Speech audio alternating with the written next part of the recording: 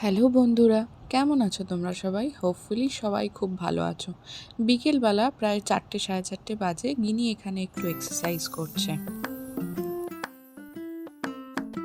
Exercise করার পর fresh হয়ে আমার কাছে এসছে চুলটা বাঁধতে। আমরা কিন্তু দুজনে এই সময় অনেক গল্প করছিলাম। ও হয়ে গেছে রেডি, আমি এবার একটু ফ্রেশ হয়ে নিয়ে রেডি হয়ে গেলাম। নিয়ে সোজা চলে গেছি রান্নাঘরে। আজ দাদু আর নাতনির ইচ্ছে হয়েছে মাটার পানির আর পরোটা খাবে, তো যেরকম বলেছে সেরকম তো করতেই হবে। তার জন্য সব প্রিপারেশন রেডি করে নিচ্ছি।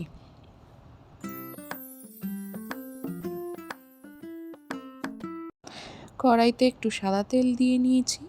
এবার পনিরগুলো হালকা সতে করে ভেজে নেব।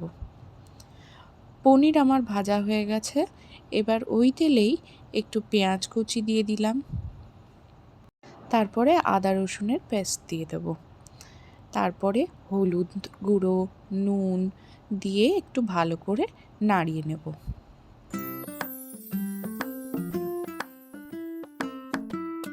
তারপরে একটু রেড চিলি পাউডার দিয়ে দেব আর একটু টমেটো কেচাপ দিয়ে দেব।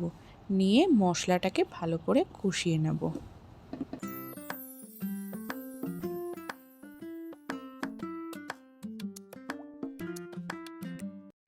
মশলাটার থেকে যখন তেল বেরিয়ে আসবে তখন এটার মধ্যে একটু মটরশুঁটি যেগুলো ছিল সেগুলো দিয়ে দেব।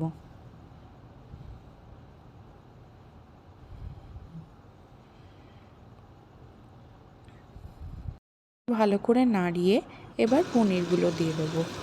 ভালো করে নাড়িয়ে তারপর আন্দাজ মতন জল দিয়ে কিছুক্ষণ হতে দেবো।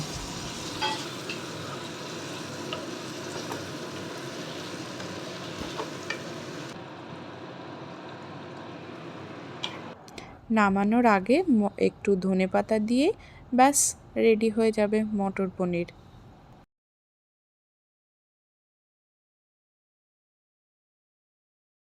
পরোটাটাকে আজকে একটু অন্যরকমভাবে করব ভেবেছিলাম। প্রথমে বেলে নিয়ে সাদা তেলের মধ্যে ধনেপাতা আর রসুন দিয়ে একটা স্প্রেড বানিয়ে রেখেছিলাম। সেটাতেই পুরো গোল যে বানিয়েছি পরোটা সেটার মধ্যে স্প্রেড করে দেব। তারপর ছোটোবেলায় যে আমরা কাগজের পাখা বানাতাম সেই রকমভাবে ফোল্ড করে নেব। ফোল্ড করে নিয়ে পুরো ব্যাপারটাকে একটা ফুলের মতন আকার দেব। ব্যাস তাহলেই হয়ে যাবে।